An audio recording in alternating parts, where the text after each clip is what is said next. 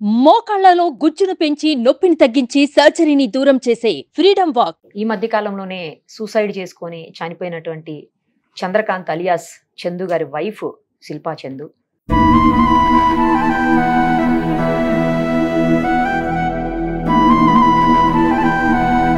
Thank you so much. ఇక్కడ దాకా మీరు ఆమె కోసమే ఇంత దూరం వచ్చారు.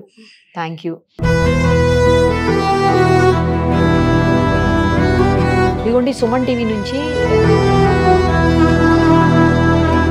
చాలా ముఖ్యమైన వ్యక్తి దొరరాజు గారు. ఆ పిల్లలిద్దరికి తప్పకుండా మీరు ఎడ్యుకేషన్ అందించండి సార్. వాళ్ళు ఎంతవరకు చదువుకుంటే అంతవరకు అందించండి. నీకు చాలా థ్యాంక్స్ నిరుపమ.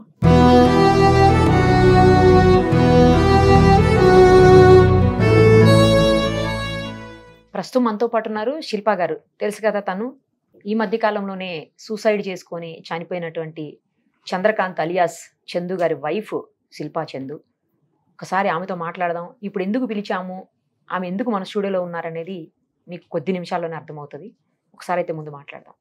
నమస్తే అండి. ఎలా ఉన్నారు శిల్ప? ఓకే. పిల్లలు బాగున్నారు. బాగానే ఉన్నారు. అయిపోయినాయేమో కదా కార్యక్రమాలన్నీ కూడా? పెద్ద కర్మ అయిపోయింది. సో ఇంకా ఫర్దర్ గా ఉంటాయి కదా, అవి కొద్దిగా టైం పడుతుంది. ఫైనాన్షియల్ గా చాలా వీక్ ఉన్నారు అని చెప్పేసి నాకు తెలిసింది. ముఖ్యంగా మీరు పిల్లల్ని కనీసం చదివించుకునేటువంటి పరిస్థితి కూడా లేదు, అసలు ఫైనాన్షియల్ గా ఏమీ లేదు అని విన్నాను. కనీసం ఎవరు హెల్ప్ చేసేటువంటి పరిస్థితి లేదా? ఎందుకంటే ఇండస్ట్రీలో చాలా మంది ఉన్నారు. మీ అంటే బుల్లితెర చాలా మంది ఉంటారు కదా ఆర్టిస్టులు. వాళ్ళు ఎవరన్నా రావడం కానీ ఏమన్నా హెల్ప్ చేయాలి అన్న థాట్ ఎవరికైనా రావడం అట్లా ఏమన్నా ఉందా? యాక్చువల్గా 2 days బ్యాక్ సినీ గోరెస్ రామకృష్ణ గారు వచ్చారనమాట. ఓకే. సో చందుకి చాలా క్లోజ్ ఫ్రెండ్. సో చందు చనిపోయినప్పుడు అతను పూరి జగన్నాథ్ వెళ్ళారనమాట. సో వచ్చారు, వాళ్ళ యూనియన్ ఉంటుంది, అందులో పోస్ట్ చేశారు. ఏదో మినిమల్ ఆర్టిస్టులు జస్ట్ రియాక్ట్ అయ్యారనమాట. అంతకుమించి ఎవరు రాలేదు. ఎవరు కూడా ఇనిషియేటివ్ తీసుకోవాలి. సినీ గోరెస్ రామకృష్ణ గారే కొంచెం ఇనిషియేట్ తీసుకున్నారు అంతే తప్పితే ఇంకా వేరే ఎవరు రాలేదు. ఓకే. అసలు చందు గారి పేరు మీద పెద్దగా ఏమీ లేవని కూడా విన్నాను నేను. నిజమేనా? ఆస్తులు కూడా ఏం లేవు. ఎంత సంపాదించినా మాకు మినిమల్ గా ఒక 25 to 30K మధ్యలో ఇస్తారు అంతే. Per month. మిగిలిందంతా వాళ్ళిద్దరు. ఇంకా మరి పిల్లలు స్టడీస్ అట్లా అంతా కూడా ఏమి పట్టించుకునే పరిస్థితి లేదు. అంటే ఎలా అంటే పిల్లల స్టడీస్ పరంగా ఇనీషియల్గా ఒక అమౌంట్ కట్టేసి 4,000 per month అలా మేనేజ్ చేసుకుంటూ కట్టేవాడు.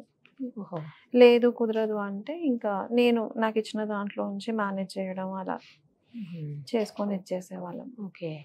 మీరైతే ఇప్పుడు ఏం జాబ్ అది కూడా చేయట్లేదు. యాక్చువల్గా నేను ఆఫ్లైన్ లో రీసెల్లర్ గా చేశాను అనమాట కొంతకాలం.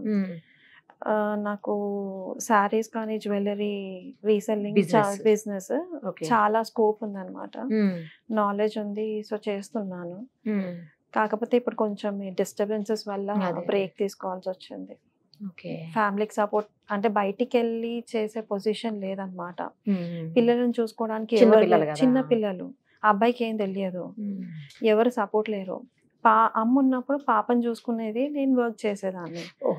ఇప్పుడు అత్తయ్య మీద డిపెండ్ అవ్వలేను. అమ్మ లేదు, అత్తయ్య మీద డిపెండ్ కాలేను. ఎందుకంటే తను షుగర్ పేషెంట్, తనకి చాలా హెల్త్ ఇష్యూస్ ఉన్నాయి. సో మామయ్య ఎలాగో తనకు కూడా సెట్ అవ్వదు. పిల్లల్ని చూసుకోవడానికి మాత్రం లేడీస్ చూసుకున్నంత మగవాళ్ళు చూసుకోలేరు కదా, ఇబ్బంది. మళ్ళీ అత్తయ్య కూడా ఏ మినిట్ లో ఏమవుతుందో మనకు తెలియదు.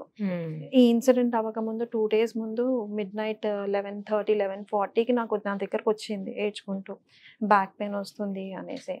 కిడ్నీలో వాటర్ స్టోర్ అయ్యాయి. సో ఎమర్జెన్సీగా విజయ్ హెల్త్ కేర్ తీసుకెళ్ళి తనకి డ్రిప్స్ ఎక్కిచ్చేసి మళ్ళీ తీసుకొని రావడం, నెక్స్ట్ డే హాస్పిటల్కి వెళ్ళి ట్రీట్మెంట్ అదంతా చేయడం. సో ఆల్ ఆఫ్ సడన్ తనకి ఏమవుతుందో కూడా మనం అలాంటి గెస్ట్ చేయలేము. వాళ్ళ మీద డిపెండ్ అయితే నేను అవ్వలేను కదా, పిల్లలను తన మీద వదిలిపెట్టేసి వెళ్ళలేను. సో అలా అని నేను బయటికి వెళ్ళి వర్క్ చేసుకోవడానికి అవ్వట్లేదు. సో ఇంట్లోనే ఉండి చేద్దాము ఏదన్నా అనేసి అని అనుకున్నాను. ఇప్పుడు బాబుకి ఫుల్ డే స్టార్ట్ అవుతుంది అనమాట. అంతకంటే ముందు హాఫ్ డేసే బాబు. ఇప్పుడు ఏం చదువుతున్నాడు బాబు? నర్సరీ మొన్నటి వరకు, ఇప్పుడు ఎల్కేజీ అనమాట. పాప 3rd స్టాండర్డ్, ఇప్పుడు 3rd స్టాండర్డ్కి వెళ్తుంది. సో నర్సరీ ఉన్నప్పుడు హాఫ్ డే స్కూల్స్ కాబట్టి మేనేజ్ చేయడానికి కుదరదు. ఇప్పుడు morning hours day shift flexible 9 to 3:30 or 4:30 ఉంటే ఇంకా కంటిన్యూ చేస్తాను. ఓకే. అయితే మనం ఆ ఇంటర్వ్యూ చేశాం కదా ఆ రోజు, తను ఇన్సిడెంట్ అయిన రోజు చేశాం కదా, ఆ ఇంటర్వ్యూ తర్వాత నాకు చాలా కాల్స్ వచ్చాయి యాక్చువల్లీ, మీకు హెల్ప్ చేస్తామని చెప్పి. ఎందుకంటే ఆ ఇంటర్వ్యూస్ లో ఎక్కడ కూడా మీ నెంబర్ ఇవ్వలేదు మేము. అవును, మిమ్మల్ని డిస్టర్బ్ చేస్తారని ఆ ఆలోచనతో ఇవ్వలేదు. కానీ నాకు ఈ యాంగిల్లో అర్థం కాలేదు, అంటే ఇట్లా కూడా హెల్ప్ అవుతుంది అన్నది నాకు థాట్ రాలేదు అప్పుడు. బట్ చాలా మంది కాల్ చేసి మీకు హెల్ప్ చేస్తామని చెప్పేసి చెప్పారు నాకు. ఆ చెప్పినప్పుడు నాకు థాట్ వచ్చింది, కరెక్టే కదా, ఒకసారి తనని పిలిపిస్తే అయిపోతుంది ఆఫీస్కు, మనం ఏమైనా చేయగలుగుతామేమో. మా సార్ కూడా ఆఫీస్ నుంచి మనం ఎంతో కొంత చేద్దాము అన్నారు, మా ఎండి గారు సుమన్ గారు కూడా. సరే అని ఈ రోజు మిమ్మల్ని ఇక్కడ పిలిపించింది అదే రీజను. వీటన్నిటికంటే ఇంకో ముఖ్యమైన విషయం ఏంటంటే, పిల్లలిద్దరికి ఎడ్యుకేషన్ అనేది చాలా చాలా ఇంపార్టెంట్ లైఫ్ లో. ఎడ్యుకేషన్ ఉంటేనే ఏదైనా చేయగలుగుతాం, ఏదైనా సాధ్యమవుతుంది. సో దానికి ముందుకొచ్చారు ఒక గొప్ప మనసున్నటువంటి వ్యక్తి. ఆయన ఏంటంటే చాలా స్వీట్ షాప్స్ ఉన్నాయి ఆయనకు, ఆలివ్ స్వీట్స్ అని స్వీట్ షాప్స్ వినే ఉంటారు. ఆ స్వీట్లు ఎంత తీయగుంటాయో ఆయన హృదయం కూడా అంతే తీయగా ఉంటుంది అనుకోవాలి. ఆయన ఇప్పటికీ అనేక వందల మంది స్టూడెంట్స్ ని చదివిస్తున్నారు, చాలా హెల్ప్ చేస్తున్నారు ఆయన. మీ పిల్లల్ని కూడా చదివిస్తానంటూ ముందుకు వచ్చారు ఆయన. సో ఆయన్ని పిలిచాను. తర్వాత మనకి శ్రీరెడ్డి అని చెప్పేసి ఆమె శ్రీకాళహస్తిలో ఉంటారు యాక్చువల్గా, అక్కడ ఒక సర్పంచ్ అనమాట విలేజ్ లో. ఆమె కాల్ చేశారు. ఆమె యాక్చువల్లీ నాకు డైరెక్ట్ పరిచయం లేదు, వాసు గారు అని చెప్పేసి మీడియాలో, అంటే ఆయన ఇండస్ట్రీకి సంబంధించినటువంటి వ్యక్తి, ఆయన కూడా మీడియా పర్సన్. ఆయన త్రూ మా దగ్గర ఉండే ప్రభు గారు అని ఆయన కాల్ చేసి నన్ను కాంటాక్ట్ చేశారు. కాంటాక్ట్ చేసి ఆమె కూడా ఒక 50,000 మీకు హెల్ప్ చేయడానికి అని ఈరోజు పర్టికులర్గా మీకోసమే ఆమె అక్కడి నుంచి ఫ్లైట్కి ఈరోజు వచ్చున్నారు. మళ్ళీ వెంటనే కూడా వెళ్ళిపోతారు ఆవిడ. సో ఆవిడ అలాగే దాంతోపాటు ఈ సుమన్ టీవీ నుంచి కూడా ఒక 50,000 రూపీస్ మీకు క్యాష్ ఇమ్మని చెప్పేసి సుమన్ సార్ ఇప్పుడే ఇచ్చారు నాకు. సో ఇవన్నీ మీకు ఎంతవరకు హెల్ప్ అవుతాయి, ఇవే మీకు మొత్తం జీవితంతో నడుస్తాయి సరిపోతాయని నేను అనుకోను, కానీ బట్ కొంతవరకన్నా మీకు హెల్ప్ అవుతుంది. ఇంకోటి ఏంటంటే, ఇప్పుడు మీది ఏదైతే నంబర్ ఉంటుందో, గూగుల్ నెంబర్, గూగుల్ పే కానీ ఫోన్పే కానీ ఉంటే నాకు ఇవ్వండి. అది కూడా నేను ఈ వీడియోలో కింద స్క్రీన్ మీద వేస్తాం ఆ నెంబరు.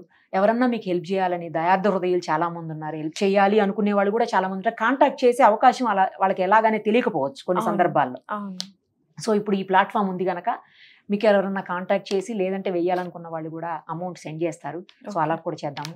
ముందుగా ఒకసారి వాళ్ళని పిలుద్దాము, వాళ్ళతోటే తీసుకుందాం. మునిరాజా శ్రీరెడ్డి గారు కదా, ఎక్కడి నుంచి వచ్చారండి? యాక్చువల్లీ శ్రీకాళహస్తి. ఎక్కడ సర్పంచ్ గా వర్క్ చేస్తున్నారంట కదా మీరు? తొట్టంబేడు మండలం సాంబైపల్లెం. ఓకే, వైస్ సర్పంచ్ గా చేస్తున్నారా? Okay okay. కానీ చాలా థ్యాంక్స్ అండి, మీరు స్పందించారు, చాలా గ్రేట్ కూడా నిజంగా. మీకు ఏంటి ఇన్స్పిరేషన్? అంటే చిన్న ఏజే కనిపిస్తుంది మీది కూడా, ఈ ఏజ్ లోనే మీరు ఇలా సామాజిక కార్యక్రమాల మీద దృష్టి పెట్టారు అంటే అది మామూలు విషయం కాదు. Thank you so much. ఇక్కడ దాకా మీరు ఆమె కోసమే ఇంత దూరం వచ్చారు. Thank you. అది మా శ్రీకాళహస్తి మినిస్టర్ బొజ్జల గోపాలకృష్ణారెడ్డి, ఓకే, ఆయన నేర్పించిన విధానంతోనే నేను ఈ సేవలు కూడా చేయడం జరుగుతుంది మేడం. ఇదే కాదు, చుట్టుపక్కల గ్రామంలో కానీ, స్కూళ్ళు కానీ, గుడులు కానీ, ఏదైనా కానీ చాలా చేస్తూ ఉంటాం. సో ఇది కూడా మాకు చౌక్ వచ్చింది. సో ఇది కూడా చేస్తే బాగుంటుంది అన్న ఒక ఇదంతో మేము రావడం జరిగింది. సూపర్ అసలు. కానీ అక్కడ దగ్గరలో చేయటం వేరు, మీరు హైదరాబాద్ వరకు వచ్చి మరి ఆమె కోసం చేయటం అంటే థ్యాంక్ యూ అండి. అట్లనే కాదు మేడం, సో హెల్పింగ్ చేయాలనిపించింది కాబట్టి, చిన్న పిల్లలు ఉన్నారు, సో కాబట్టి అలాగా మనసు ఉండలేక. ఓకే, థ్యాంక్ యూ అండి, థ్యాంక్ యూ.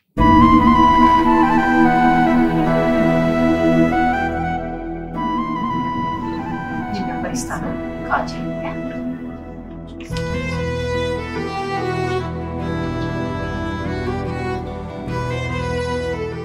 ఇదిగోండి, సుమన్ టీవీ నుంచి సారీ ఇమ్మన్నారు 50,000 రూపీస్. అది కూడా ఆమెకి ఇప్పుడే ఇచ్చేస్తున్నాము.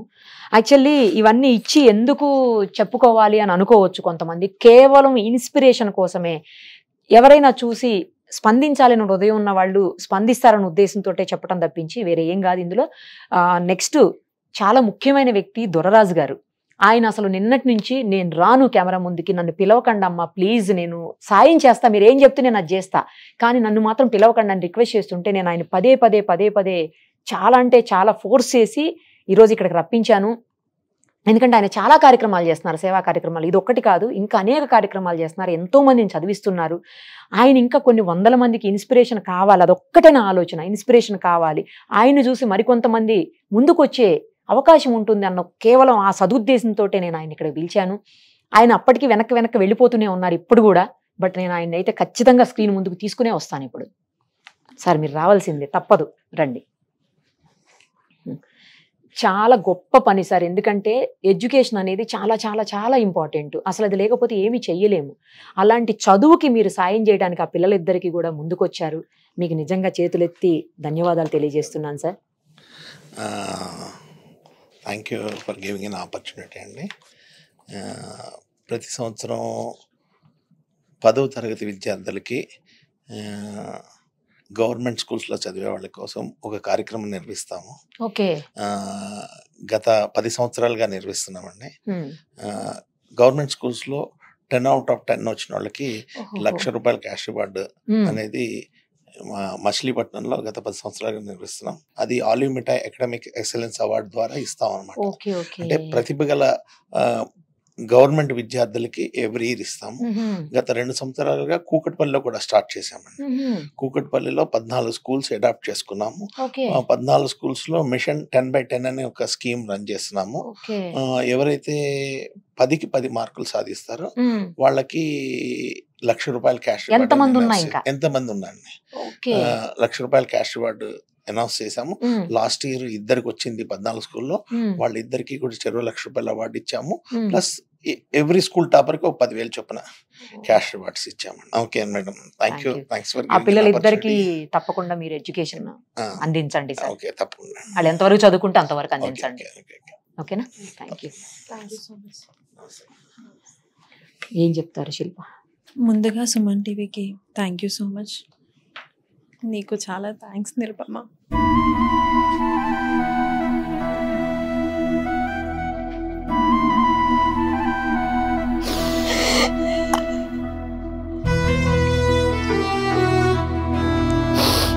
శిల్ప, ఇప్పుడు దాకా ఏడుస్తూనే ఉన్నావు. ఏడవు.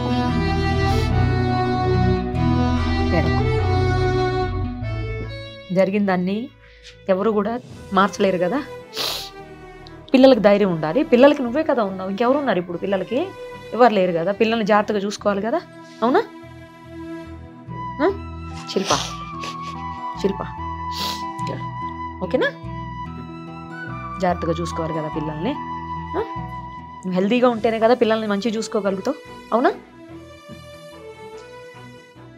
చూసారు కదా, మనకి కష్టంలో ఎవరైనా మన వాళ్ళు లేకపోతే తెలిసిన వాళ్ళు, తెలియకపోయినా కూడా కొన్ని సందర్భాల్లో కష్టంలో ఎవరైనా ఉన్నారు అంటే స్పందించే హృదయాలు చాలానే ఉంటాయి.